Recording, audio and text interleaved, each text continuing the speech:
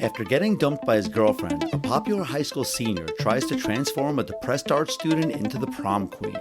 Listen as we chat about pool guys who did well during COVID, the real first reality show, and a weirdo volunteering to clean a bathroom. Then we find out if She's All That stands the test of time.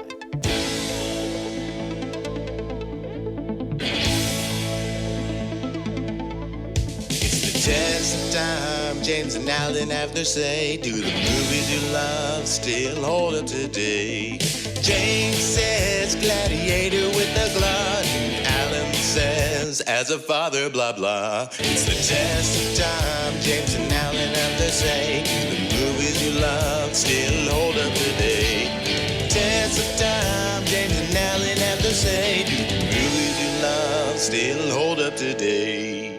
Hello, everyone, and welcome to the Test of Time podcast. I'm James Brief, and I don't know if I'm all that, but definitely this guy, he's all that. Alan Noah, my co-host, the director of this podcast. How are you, Al? How are you? I am fine. And if you hadn't said that, I was going to say that about you, that you're all that. You are all that. How about this? We're all that. Well, thank you. We're all that. Aww. I am excited to talk about She's All That because this is a movie that I feel like people our age know and love, and I had never seen it before just a few days ago. But before we get into that, I wanted to talk a little bit about the best movies of 2023. Because last week we did our box office predictions for 2024, and we were talking about the movies that did really well at the box office in 2023. You were kind of saying that a lot of the movies that did really well in 2023 were good movies that got good reviews. They were critically acclaimed. But I was kind of thinking about it after we stopped recording, and I was like, yeah, but you know what? I don't think any of the top box office earners were my favorites of 2023. So I thought maybe we could have a little chat about our favorite movies from last year. And I don't want to put you on the spot too much, James, because I felt like while we were talking last week, you hadn't seen a ton of the 2023 movies. But did you have a favorite movie from last year? You know, I only saw a handful of films in the theater. Of the films I saw, I wouldn't say that I had a fantastic time at the theater. Okay. The last film that I loved, I did see it in 2023, was Everything Everywhere All at Once. Okay. And that was last year's Best Picture winner. Yeah, And but it came out in 2022, right? Right. I didn't see it in the theaters then. I saw it when it was a little more hype. So I really liked that movie, but there's too many films. There's too many, oh my God, you got to see this series and this movie. And, I have a podcast. I watch a lot of films. Sure. I was even looking at the 2023 films to think, the best film I saw. And it's kind of sad that the best film I saw of the podcast was Die Hard. I think that was the most fun film I saw from our podcast. And there were some others that were really fun.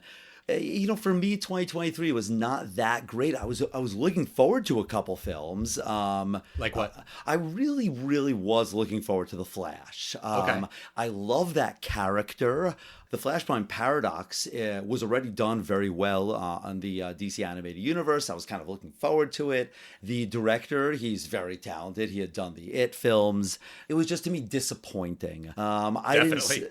I didn't see some of the big films of the year. I still haven't seen Barbie and the Oppenheimer, so I can comment on those. But for me, it wasn't the best year of film. How about you, Al? Well, what were some of your top films that you saw this year or last year in 2023? Well, I did see a lot. I saw the live action Little Mermaid and Super Mario Brothers and Barbie and Indiana Jones, Ant-Man and the Wasp: Quantumania, Guardians Volume 3. There were a lot of movies that I did see in the theater last year. And I too didn't see everything. I still haven't seen Oppenheimer. I really, really want to see Poor Things, the Emma Stone movie directed by, gonna butcher his name, Yorgos Lanthimos. I definitely said that wrong. The guy who directed The Lobster. I really, really love The Lobster, and I really want to see Poor Things. I didn't even see Asteroid City, the Wes Anderson movie that came out last year. I love Wes Anderson. How the hell have I not seen that? But I would say that the best movie I saw that came out in 2023 was The Holdovers. That starred Paul Giamatti. It was directed by Alexander Payne. They reteamed from Sideways. Yep. I love Sideways. Courtney is going to come on to talk about that movie someday. That's not going to be her Valentine's Day movie for this year. She picked something else. But I loved everything about that movie. It was fantastic. It was a December release for award season. It does also take place around Christmas time. And I was listening to the only podcast about movies with our friends, Matt and Shahir, who have been on our show a couple times. We've been on theirs. I think it was Matt. He said, this might be my new go-to Christmas movie. And I was like, you know what? He's onto something there. I might just want to watch that movie every Christmas. It was really, really fucking astoundingly good. Sorry to be like hyperbolic, but I really, really enjoyed that movie. I loved every second of it. What was your favorite part of it? That's a good question. I don't even want to like pinpoint just one scene, but really the whole atmosphere, the world, the tone. Paul Giamatti is just so fucking great in it. He's so obnoxious and arrogant and pompous, but you love him anyway. The kid who's in it is a newcomer. I don't remember his name, but he was really good. There's an element in it where you think maybe the movie could be going into like some white savior tropes, which, you know, I hate and gets under my skin. And it totally doesn't. It doesn't do that. It like does the opposite of all of that. It's just a really well-made, well-directed movie. Kind of has some Rushmore vibes because, you know, they're at a private school, you know, and an older person and a kid. But just really fantastic. Highly, highly recommend it. And what's it called again? It's called The Holdovers. It was at last check streaming on Peacock. My other favorite movie of the year is a comedy because The Holdovers was a drama. And it's also on Peacock. I highly recommend Please Don't Destroy, The Treasure of Foggy Mountain. Do you watch Saturday Night Live regularly? I know those guys. They're the new Lonely Island kind of guys that make all the digital shorts. Basically, yeah. Their movie is hilarious.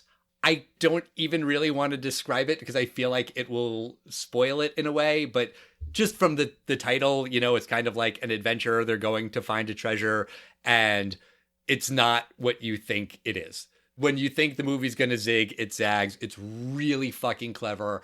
And in a way, I almost feel like a little bit bad for those guys that it's just like a direct to Peacock movie. And I don't know that it really got the buzz and or attention that it could have. Because, yeah, I feel like whenever I talk to people about Saturday Night Live, they're like, show's fine. But those videos, those videos with those nerds, those are always funny. It's like, yeah, and they got a movie. And it's very funny. Maybe this plug will be the spark that gets them going. Maybe that's all they needed. But let's talk about She's All That. That launched this guy, Freddie Prinze Jr. He was hot for like a couple years. There were a lot of Freddie Prinze Jr. films. And, this film came out shortly after I Know What You Did Last Summer. So, right. You know, this was his second hit, kind of more of him being the star as opposed to just being like a horror film. And like with an ensemble cast. Exactly. And this film is about a high school jock named Zach Seiler. After his girlfriend Taylor dumps him for a reality star, Zach bets his friend Dean that he could turn an unattractive girl into the school's prom queen. They pick Lainey Boggs, an artist who is still mourning the death of her mother. And as Zach starts spending time with Lainey, and after she gets a makeover, he discovers that he actually kind of likes her. But then Dean tells Lainey about the bet, and Lainey agrees to go to prom with Dean. Can Zach convince Lainey that he truly thinks that she is all that? Ooh, I wonder.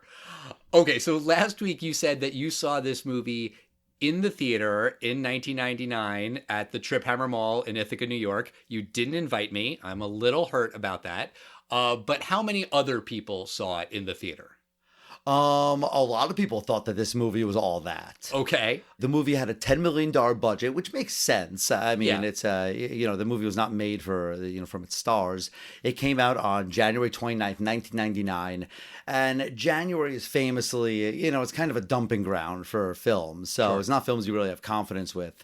And this film did make its money. It opened at number one with $16 million. So boom, its budget right there.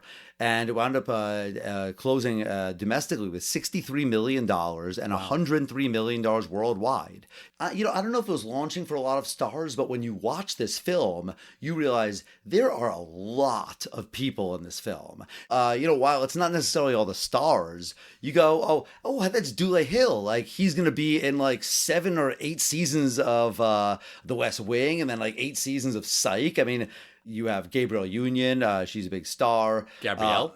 Gabrielle Union. Yeah. Milo Ventimiglia. He wound up doing Heroes, and he was in the Rocky films. Who was he in this movie? I saw that he was just like on the soccer team. Okay. You also had Matthew Lillard, who is, I think, a very underrated actor. He is funny in everything I see with him. Freddie Prinze Jr., like I said, while he's not, I don't think he stars in many things right now. I think maybe by his own choice. He did some voice work. He was the Jedi in Star Wars: Rebels, and he was really good in that. And I think that's the only thing I've ever liked him in.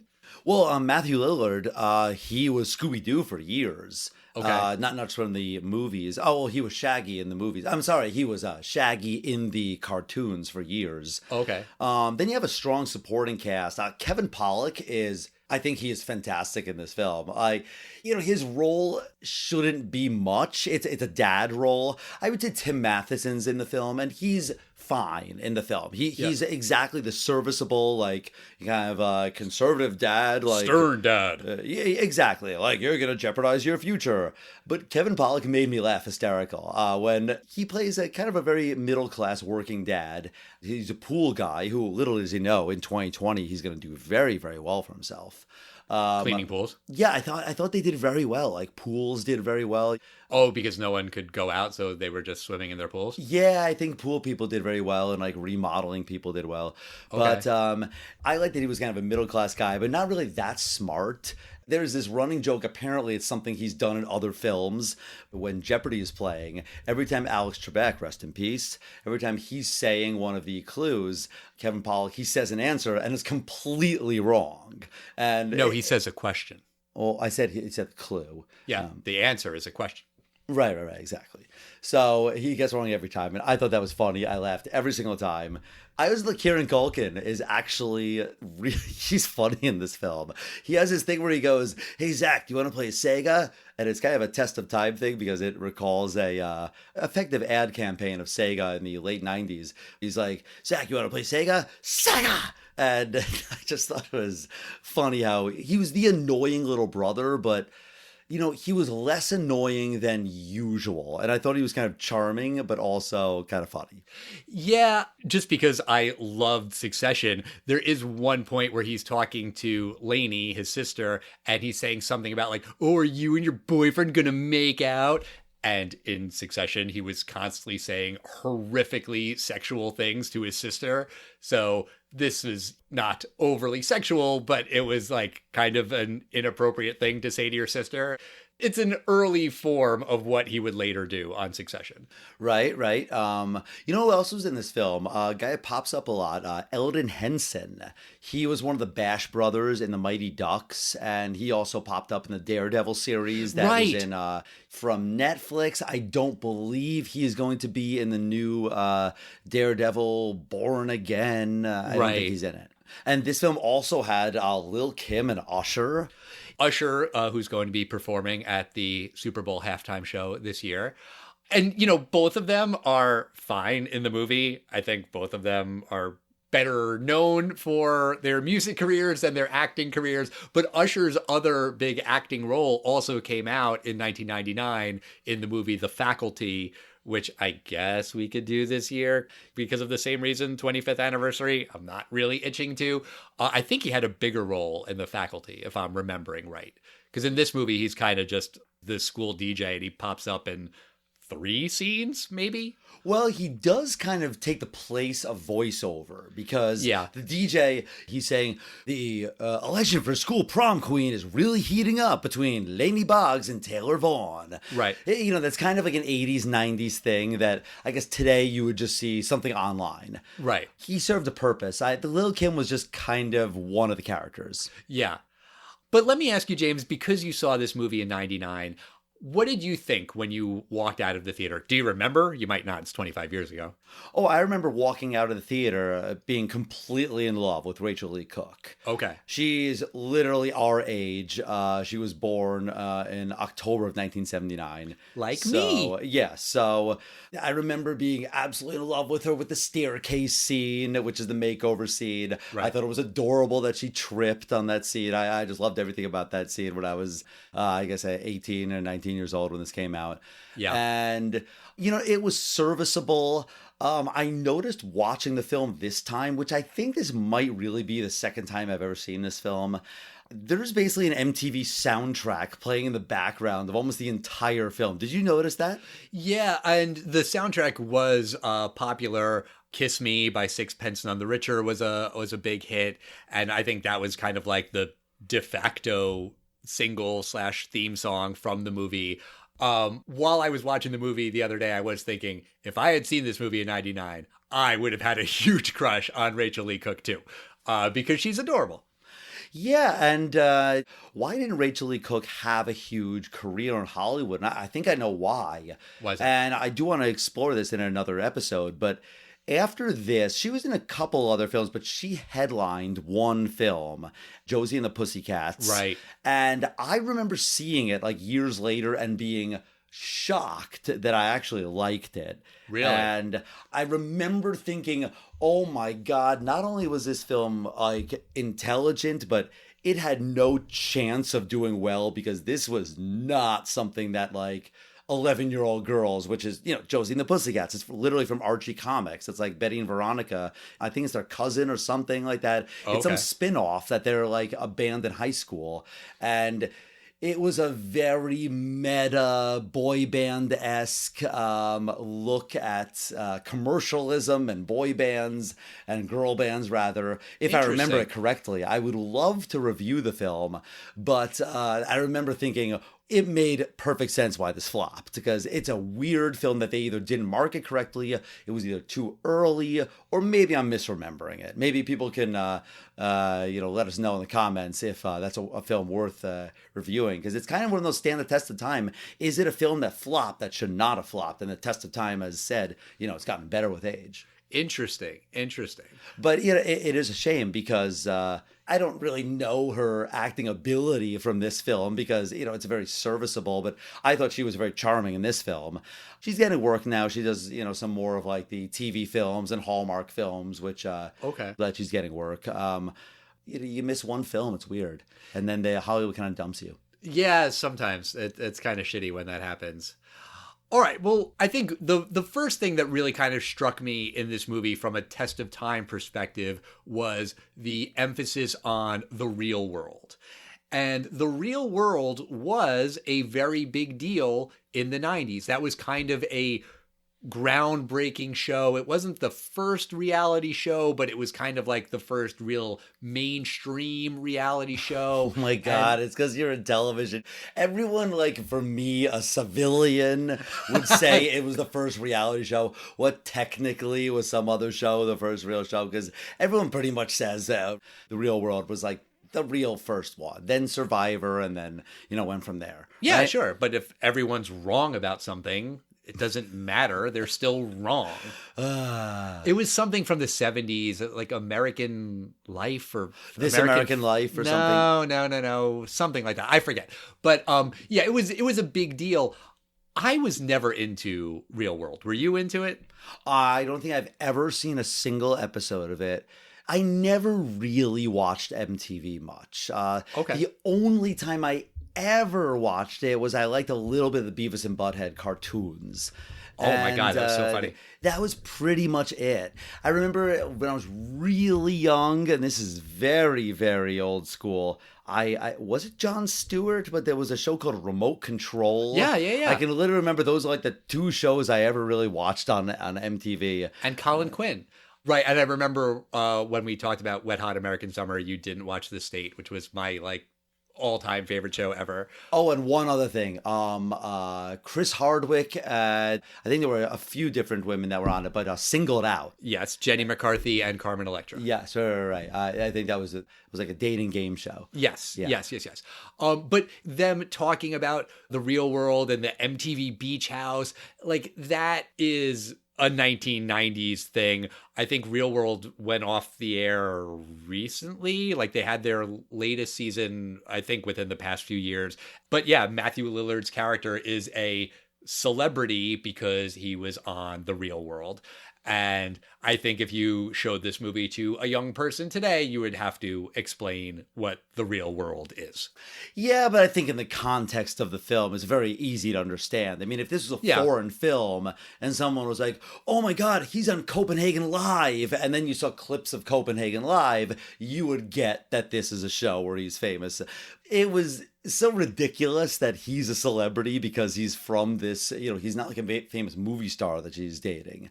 Right. And, we've said this before, but, definitely when we're like 18 or certainly when we're in high school, we definitely saw the like, yeah, that's true. The coolest girls in high school were dating the college guys or like the guys in their 20s. But, looking back at it now, it's like, it's totally creepy. Or, without them at least throwing in some kind of like, remember your 18th birthday, Taylor? Yeah. Because now it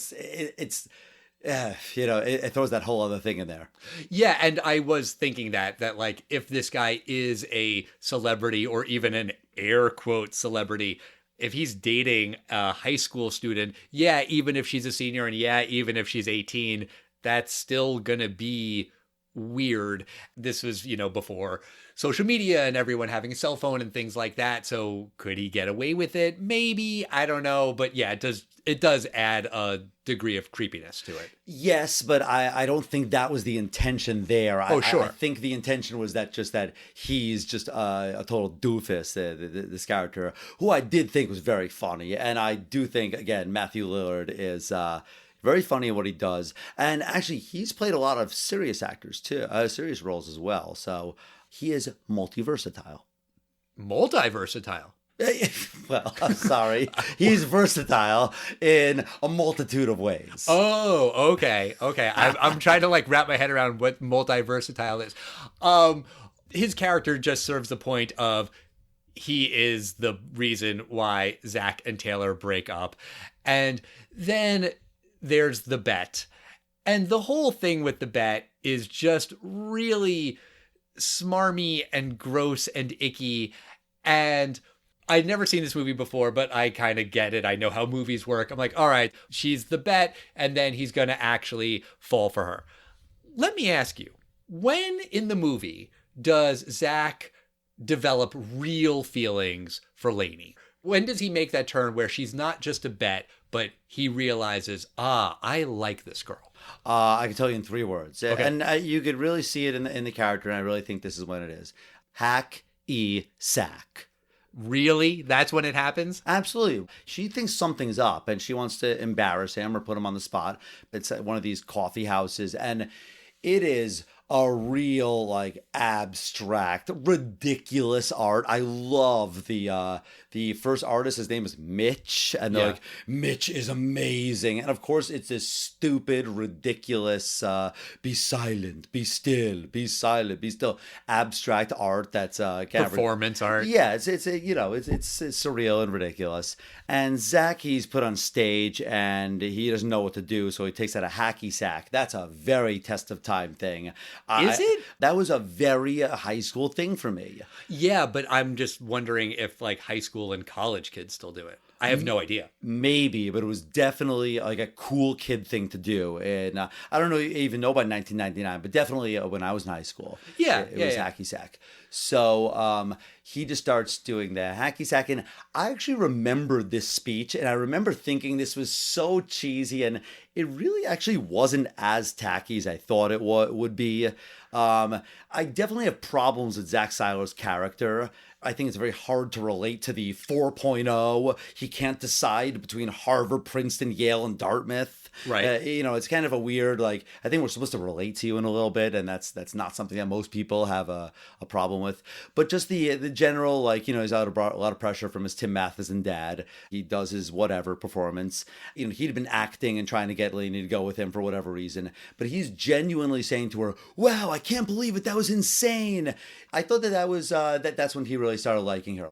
Interesting. I wouldn't have pegged that scene because to me, that's him kind of trying something new and he liked it. It's not about Lainey. He doesn't really like her. He kind of likes performing and doing something different. And then at the end of the movie, then he's like, oh, maybe I'll go to art school. So he likes art. I don't know that that's when he decides that he likes her. And the reason I asked you that question is because I don't think there is a scene in this movie where he really makes that turn. I thought you were going to say it's the part later on when they're maybe going to kiss and then she says, hey, what's the deal with prom? And then he runs out of the room. And that is like, oh, maybe he kind of was reminded about the bed and then he felt bad or something. But it's not clear. And that should be the moment, the epiphany in this movie when he has this realization of like, oh my God, she is amazing. She's all that. And I love her. And it's just not there. I agree that there isn't a pivotal fall in love scene or a moment. Lainey's supposed to be the opposite of Taylor Vaughn, played by Jodie Lynn O'Keefe, the the quintessential Regina George, beautiful, mean, popular girl. Yeah. And Lainey does some very clever things. Like there's a girl that's very mean to her and she teases her. And Lainey, instead of like hurting her, doing anything, she kind of uses her artistic knowledge to her advantage. And she paints the girl in sort of like a clown face. It's harmless and it gets her back because this girl is totally saying horrible things. Like, what is it like to be poor? She doesn't just tease her. This girl tells Lainey to kill herself. Exactly. And it's unfortunate that Zach doesn't see that she did that, because even something like that would be like, I like that. Like she stands up for herself. Taylor she's an idiot. I mean, for going with Matthew Lillard's character, she's a total idiot. And Lainey, I do like that she's not a genius, and that her dad's not a genius, and the brother's not a genius. They're just regular people. I do like that she's charming, and that Zach Seiler is a little more charming than he should be as being just a jock. But the obvious answer is when you see how beautiful she is with this makeover scene, which is so ridiculous because Rachel Lee Cook is very pretty with the stupid glasses and the overalls. I mean, the makeover, while it made her, she had a gorgeous outfit and she did look beautiful, it brought her from like a 10 to like, now she's a 10 with makeup and a gorgeous outfit. A 10 plus or something. Yeah, I mean, she's gorgeous. And it was a lame attempt at making her not attractive in the beginning. I thought they could have done more. Yeah, and there was something I read today that like the director said, yeah, it's kind of like the whole how does no one know that Clark Kent is Superman thing. You just have to suspend belief. And I get that to a point, but this movie is just so shitty with the way it treats Lainey, where she's broken because she's not beautiful enough for Zach. And then once his sister comes in and gives her a makeover, then she's worthwhile because she's in makeup and a dress. It's very male gazy. And they also show her as a person who is in mourning. Her mom died years ago, and she talks about that, like in that scene with her dad, about how she's in her shell. She's not really living life. She's sad. She's still sad about the death of her mother. And dealing with that grief is tough. It's a hard thing for anyone to deal with, let alone a kid.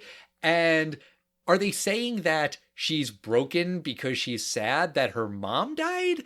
The dad kind of says, hey, it's okay to be sad, but you still need to live your life, which is why you should go on a date with like this scumbag Dean, which is like his heart's in the right place, but shitty kind of advice.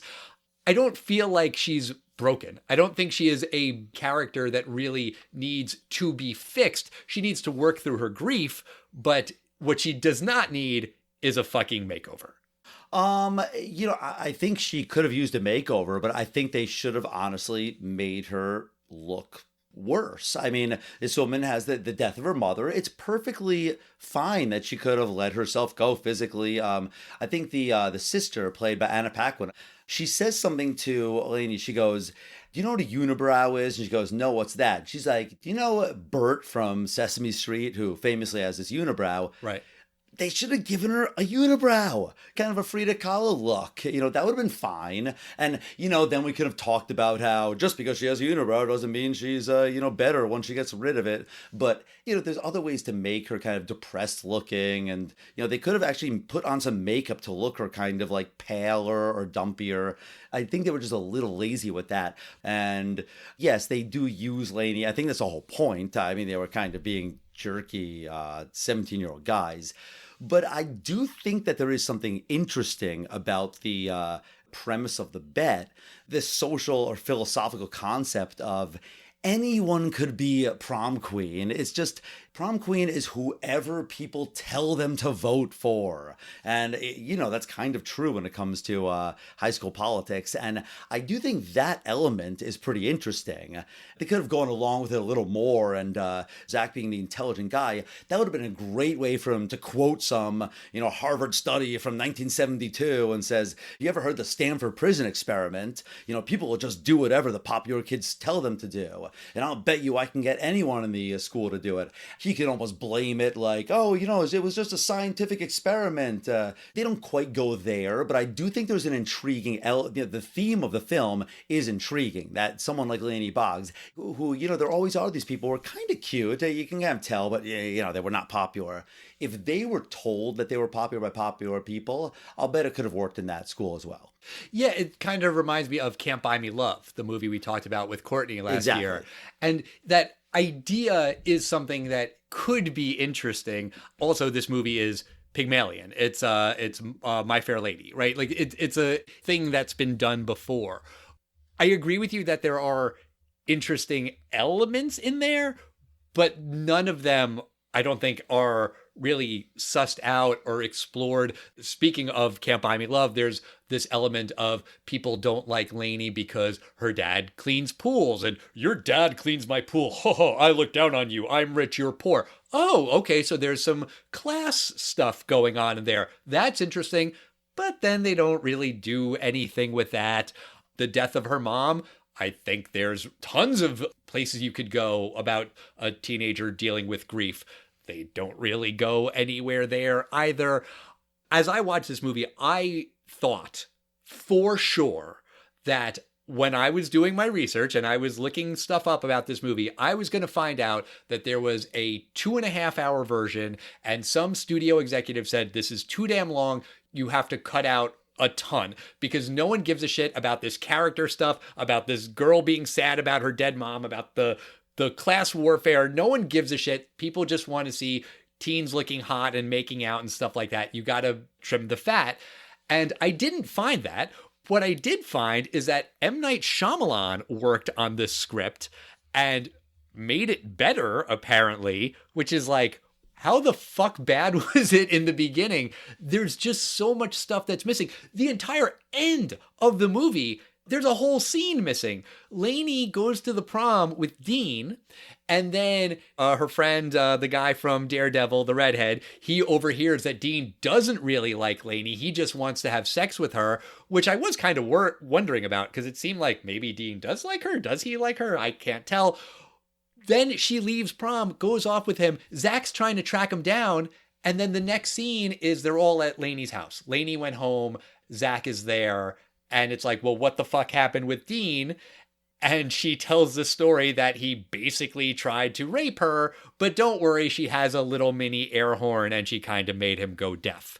Yeah, the Dean character really confused me because Lainey decides she's not going to prom because she's kind of mad at Zach when she finds out about the bet. And then the father has the heart-to-heart talk that you were talking about before. And he says, I hope that you can just remember to be a kid and not just someone, trying to raise your brother, because there's a handsome young man upstairs who would love to take you to prom.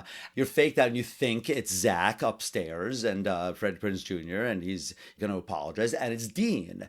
And he has this part where he goes, Lainey, I didn't even ask anyone else to the prom on the off chance that you might go with me. Right. And, you generally ask people to the prom well in advance. You're getting limos and, arranging this stuff. And Paul Walker's character, Dean, who looks like Paul Walker, right, who is like one of the most popular kids in the class, he doesn't even make a chance to ask a single girl to prom on the off chance that it won't work out with Zach and Lainey and that he'll be able to scoop in on the last chance and just show up in a tuxedo and maybe she'll go with him. And he'd already pre-bought a hotel room for this. It just seems like he's aware of what's going to happen on the next page in the screenplay, because it just seems like a lot of stuff for a kid to do. Yeah, and it doesn't make sense. Also, he and Zach are best friends, but also there's a lot of resentment there, where like Taylor breaks up with Zach and then Dean immediately starts like attacking him that you can't have any other girl, you can't do anything, you suck. Okay, so there's some bad blood there. There's some history. Oh, we don't know. We never find out. That's kind of like another thing that's missing from this screenplay. It just seemed weird if this guy truly was his best friend, not just a random teammate. They are supposed to be friends. Also, when they make the bet, they never say what the terms of the bet are. And then it pays off at the very end of the movie. But it's also just strange because the way that the scene goes, the way it's shot, they never establish terms of a bet. And if you make a bet, that is the thing that you talk about at the beginning when you're making the bet. They could have had a line of, well, what is this bet for? What happens if I win? What happens if I lose? Oh, you'll see. They could have had something where they make it some kind of mystery box. I don't really think that the reveal at the end is a particularly good payoff. They also do that with the who nominated Lainey for prom queen thing. That's like a question. It doesn't really make any sense. Lainey even says, who the hell would nominate me? And then we find out it's just one of the other characters' girlfriends, and it just kind of lands with a thud. Like, okay, why? Why did she nominate her? Does she genuinely like Lainey? Is she just kind of going along with it for the bet? Whose side is she on? It's all super fucking murky. And yeah, there's interesting stuff in there, probably, because all of these characters have feelings and motivations, and maybe they like Lainey, maybe they hate Lainey for this reason, that reason, but you just don't fucking know any of it because none of it's there. I just don't think it's that hard of a movie. It's kind of a by the numbers. There's a few scenes that probably could have tied together a little bit more. There's a few scenes that probably don't make sense because it's missing a few things. But I didn't think about it as hard as you did. Fair. But counterpoint is that for it to be by the numbers, you kind of need more of the connective tissue that makes the numbers connect. And I didn't think that it was there. I want to ask you about Kieran Culkin's character. What's his deal? Like, he's bullied at school. Presumably he's hard of hearing. That's why he wears the hearing aids. They never talk about that. He's also going around the cafeteria, like asking people if they're okay, if they need anything, like if they need napkins or something. Like, does he work at the cafeteria? He can't because he's a student. Like, I didn't get it. He's a slightly odd kid. He's just playing waiter. He's just a kid that would go up to you and say, can I get you a napkin? I think it's just something he does. It's his character, and he's just bullied.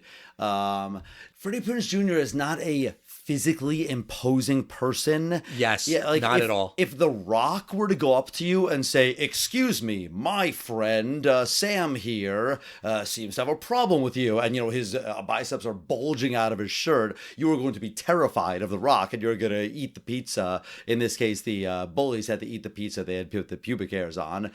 But, it's not established earlier on in any way that Zach Seiler is physically intimidating. And these are two guys. Zach is one guy. Yeah. And he's Freddie Prinze Jr. And, I don't mean in a bad way. He's probably athletic, probably could kick my ass. But, it should have been established in some way that you don't fuck with Zach Seiler. I'm really glad you said that, because I had that exact same thought. I'm like, this guy's not intimidating. He's pretty. I understand why girls our age liked him and had their poster on their walls, and he was in Teen Beat or Tiger Beat or Bebop or whatever the fuck. I get it. But yeah, he's not intimidating. And that whole scene felt really forced. I really thought that was a late addition. I thought the studio executives who gave the note that they had to cut out all that boring character shit told the director, hey, you better put in a gross out scene. This came out in 99. American Pie was 97, 98, I think. It was 98. Okay. I think after American Pie, it seems like every teen movie needed to have a scene or scenes that were gross out, that were just there so that everyone in the theater, all the teens, would go, ew, I can't watch, I gotta watch, and, kind of looking through your fingers. And I think that's what this scene was supposed to be. If I remember correctly, I think that's exactly the reaction that the entire theater had. And this movie opened at number 1 with $16 million. So it was the formula for 1999. You're right. Yeah, and I'm not saying that it was the wrong call. I'm just saying that it does seem like it was from that time. And also, you mentioned earlier that scene where Lainey gets revenge on the girl who told her to kill herself, which that line would not fly in a teen comedy today. Might it happen in a movie? A serious movie? Sure. A comedy? No. But the way Lainey gets revenge, like you said, she paints her face.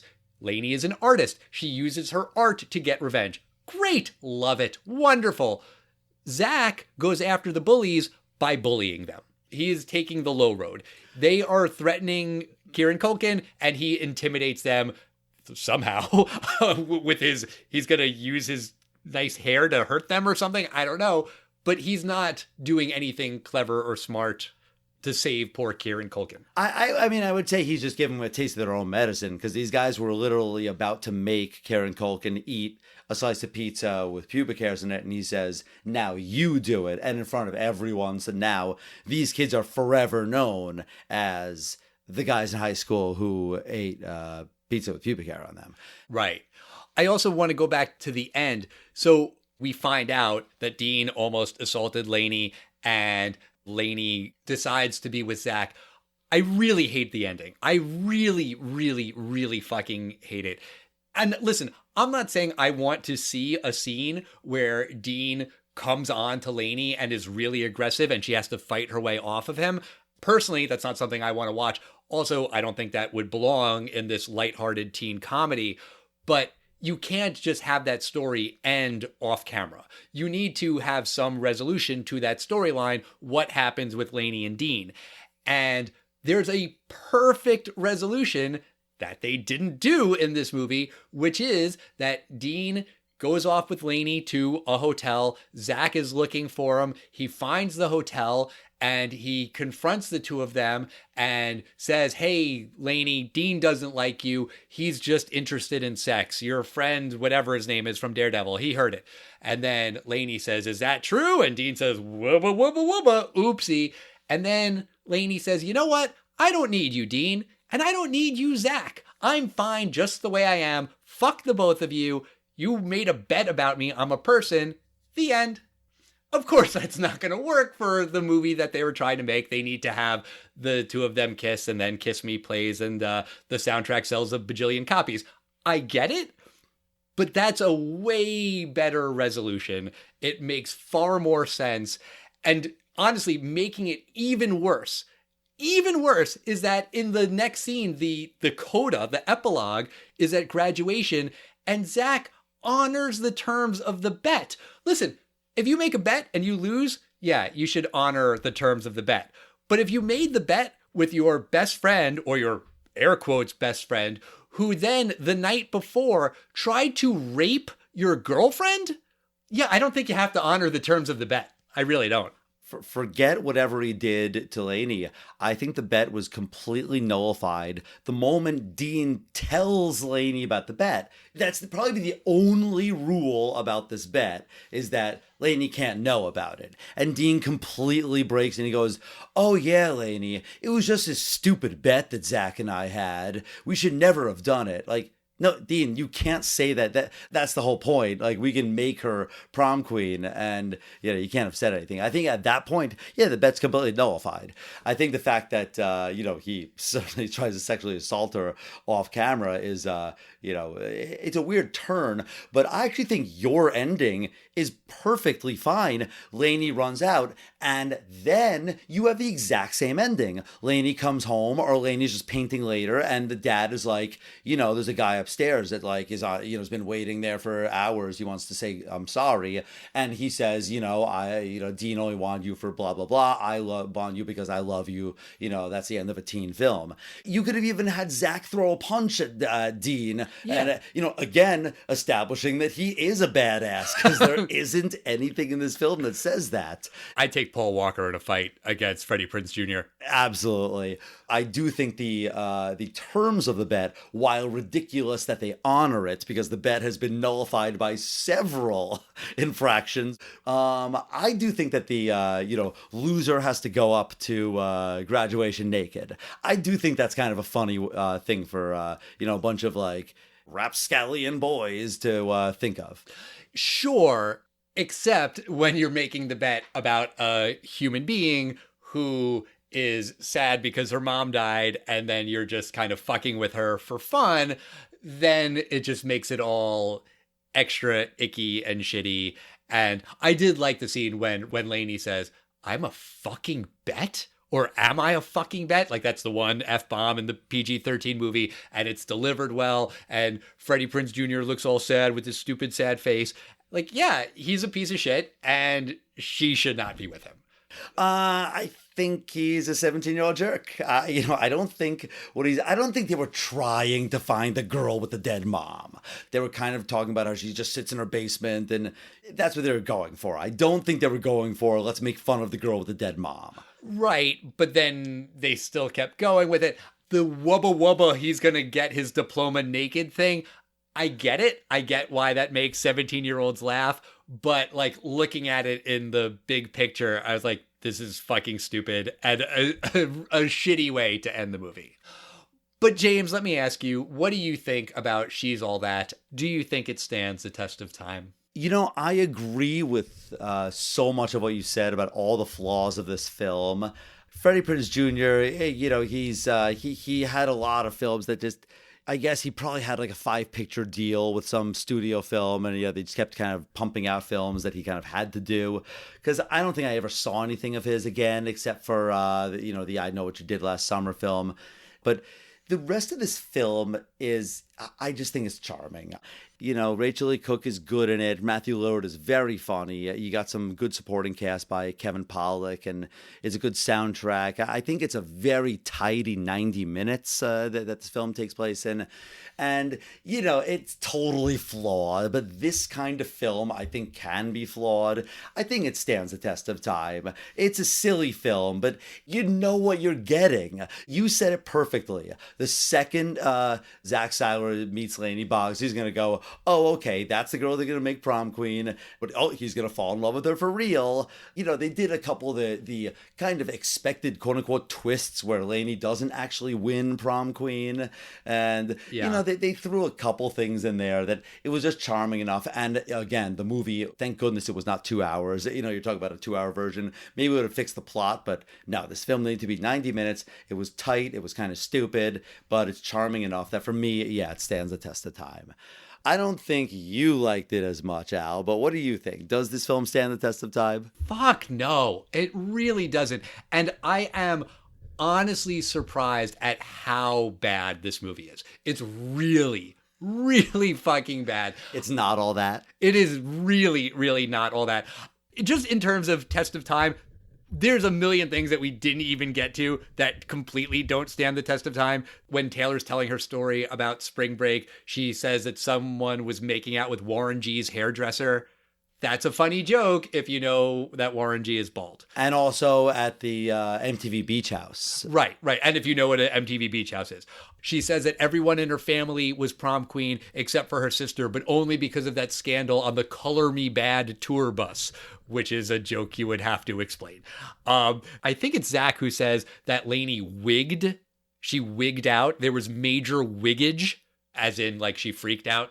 That was a phrase people used in the 90s. Maybe? Yeah, I will say that I have no idea what it means when someone says, hoover it. Well, I think it just means like the vacuum, Hoover vacuums, like inhale it. I guess, but is that a slang that people use? No, definitely like, not. Would someone today say Roomba it? No, I don't think they would. No, because that means you have to like walk around the room bouncing into walls.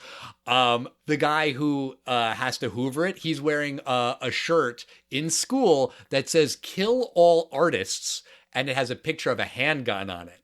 Yeah, that kid wouldn't make it to lunch period wearing a shirt like that today, I would think. At prom, they're printing out the prom pictures. A guy brings a blow-up doll to prom. There's a lot of just stupid fucking shit. There was one line that I did appreciate. At prom, they all start doing this choreographed dance, and DJ Usher, he says, "Now it's time to do that dance I taught you." And I was like, okay, just those few words, that sort of explains why everyone in the school knows this choreographed dance. Because there's a guy in their school who's as cool as fucking Usher, and he taught them a dance, so they all learned it, and they're doing it at prom. Okay, that makes sense. But part of that choreographed dance involves the guys making a slap motion at their girlfriend, and they don't really hit them, and I think the girls like slap back, but also just kind of feels icky. And the whole movie is also really fucking sexist. Lainey is a problem. She needs to be fixed. And the only way she can be fixed is by being pretty for the pretty boy to like her. That's bullshit. I know that there was a Netflix gender swapped version called He's All That. And I am the teeniest bit curious to know like how they sort of flipped the script on that and like what they did for the male character. I mean, I'm not going to fucking watch it. There's no goddamn way. I didn't even read the Wikipedia page about it. I'm not curious enough to look that up. I mean, my guess is that, they turned him from a naughty into a hottie. Was that the tagline? No, I have no idea. Oh, okay. But, it could have been. Yes. It could have been. At one point, someone even says to Lainey, you know what your problem is? You would be so much prettier if you just smiled. Why don't you smile? Which, talk to any woman who's been told by a man to smile about what they think about hearing that. It's shitty. It's just really fucking shitty. Also, there's a scene where Zach does a quote unquote nice romantic gesture when she says that she can't go out with him because she needs to clean the house. So he's on the varsity soccer team. So he brings the entire JV soccer team over to her house to clean up, which is one of those things that maybe seems like a nice romantic gesture in a movie. But in real life, how fucking creepy would that be? All of these guys in your house cleaning your shit. Also, that's when she has the makeover. Anna Paquin's giving her the makeover upstairs while these random fucking sophomores in high school are down the hall cleaning her house. There's something in that scene that was so funny too. The first kid, he goes, I'll clean the kitchen. And the second kid that walks in the house, he says, I'll take the bathroom. Like, that's such a weird thing. The bathroom is the last person to volunteer. They get the bathroom, or you get punished. Just be a weird thing to say. So much of it is weird. So much of it is stupid. So much of it is just missing. There are multiple scenes missing. There are story beats missing. It is a shitty fucking movie. And no, it 1,000% does not stand the test of time. I might have some hardcore Freddie Prinze Jr. fans who will be mad at me. His wife, Sarah Michelle Gellar, is in one scene, has a wordless cameo because they filmed this movie where they were filming Buffy the Vampire Slayer. One other funny thing in this film is that Eldon Henson's character, the Mighty Ducks Daredevil character, he is a kind of a chubby white kid, and his name is Jesse Jackson. And that's kind of funny. I mean, mildly. But also, what's his deal? Is he just platonic friends with Lainey? Is he gay? Does he have feelings for her? I have no idea. I kind of assumed he was kind of the gay best friend, but at the end, it seems like he's going to get together with Zach's sister, Anna Paquin. Maybe, but they're like talking and it could be construed as flirting, or maybe they're just talking because of the whole Zach and Lainey thing. I don't know. I don't need 45 minutes of them or him, but like just a little more background. Flesh out your supporting characters. I think you need to read the novelization. I will not. Hard pass. But that's going to do it for us this week. Next week, we are going to be talking about Mr. and Mrs. Smith, the 2005 movie with Brad Pitt and Angelina Jolie. There's a new series coming to Amazon Prime Video that's kind of based on it. It's called Mr. and Mrs. Smith. So I figured, hey, that's a good enough reason as any to go and rewatch Mr. and Mrs. Smith. You ever see that movie? I've seen it once. Yeah, a long time ago. Yep, same here. In the meantime, let us know what you think about She's All That, about Freddie Prinze Jr., about hoovering pubes, whatever. We are at Testing Time Pod on Facebook, X, Instagram, and Threads. And by the way, if you think we're all that, why not leave us a nice review on Apple Podcasts? That would be all that of you. No, that doesn't make any sense. But that would be nice of you, and if you do that, we will read it on a future episode. Bye, everybody. Later.